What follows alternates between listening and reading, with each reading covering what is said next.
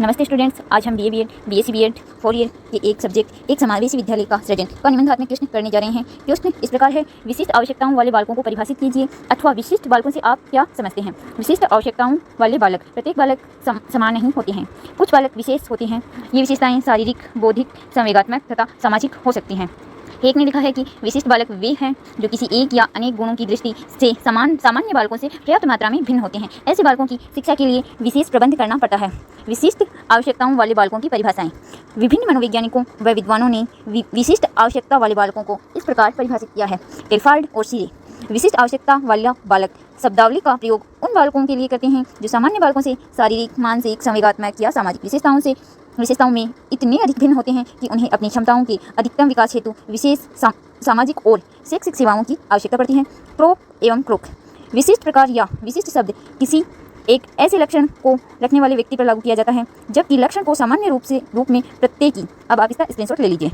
सीमा इतनी अधिक होती है कि उसके कारण व्यक्ति अपने साथियों का विशिष्ट ध्यान प्राप्त करता है और इससे उसके व्यवहार की अनुक्रियाएं प्रभावित होती हैं।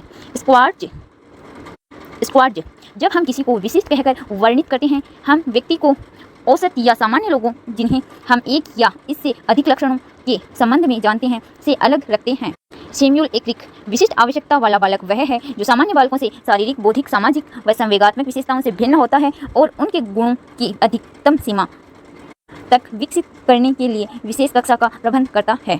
इवालेंस विलिन। प्रारंभिक स्कूल के 1000 बालकों में से लगभग 500 बालकों में कुछ विशेषताएं पाई जाती हैं। इनमें से लगभग 50 अर्थात 10% बालक शारीरिक या मानसिक हीनता से ग्रसित दिखाई पड़ेंगे। अन्य बालक मानसिक, संवेगात्मक, सामाजिक या व्यक्तिगत संबंधित समस्याओं के कारण विशिष्ट होंगे। ये विशिष्ट बालक इसी प्रकार के सामाजिक आर्थिक पर्यावरण से आते हैं। इनके समायोजन की विशिष्ट समस्याएं होती हैं और अध्यापक को इनका विशिष्ट ढंग से समाधान करना पड़ता है। अब आप इसका स्क्रीनशॉट ले लीजिए।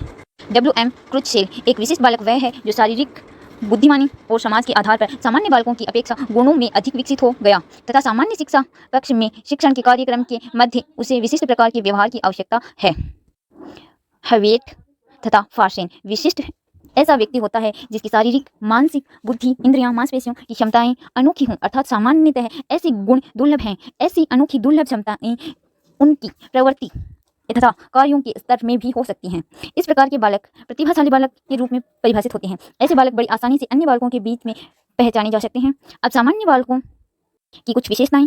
सामान्य बालकों की प्रमुख विशेषताएं निम्नलिखित हैं। इनकी बुद्धि लब्धि 90 से 110 के बीच होती है। इनकी शारीरिक रूप से ये सुडौल व स्वस्थ होती हैं। वे स्नेह, सहयोग, दया, सहनशीलता, भाईचारा आदि गुणों से परिपूर्ण होती हैं। वे जीवन को सामाजिक ढंग से जीते हैं। वे मानसिक और शारीरिक बीमारियों से दूर होते हैं। उनकी शैक्षिक उपलब्धि उचित होती है। अब आप इसका स्क्रीनशॉट ले सकते हैं। इनका दृष्टिकोण आशावादी होता है तथा वे जीवन को उचित ढंग से जीते हैं।